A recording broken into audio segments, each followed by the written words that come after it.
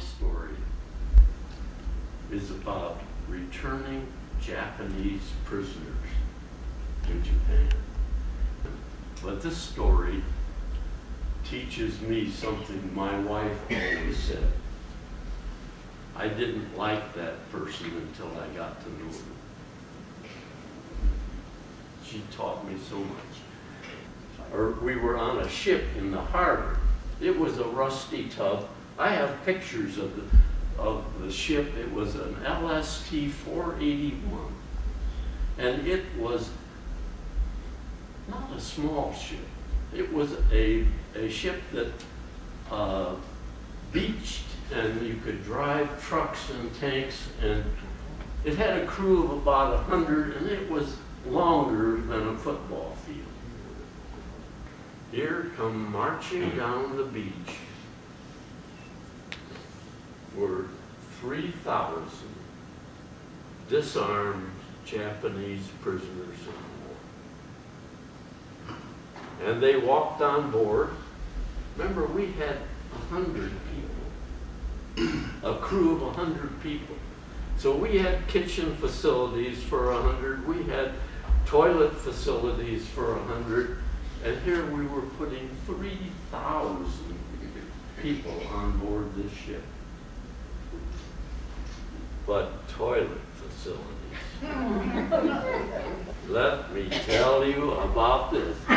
This was the biggest outdoor toilet I have ever seen. And there weren't any doors on it. There weren't any hanging grapes or half moons or anything. The crew said, we're going to have to do something. And they manufactured 2 outside toilets cantilevered over the side on each side. The biggest outdoor privies you ever saw. There I saw a young man waiting to get on the toilet. He was about my age. 20 years old. Maybe he was even younger. People were waiting in line. I saw him wad up a handful of toilet paper, and then he waited to get at the high end of the flume that went underneath. Oh, I could see what was going to happen. And I thought, oh, he's just like me. Practical joker.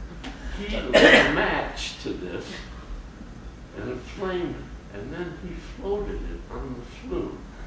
As it floated down under 30 people, and they popped up like dominoes. And they saw who had caused it and started chasing him all over with their pants down. And I thought, they're glad to go home, and they're getting home before I get home. And I wish I had thought of that.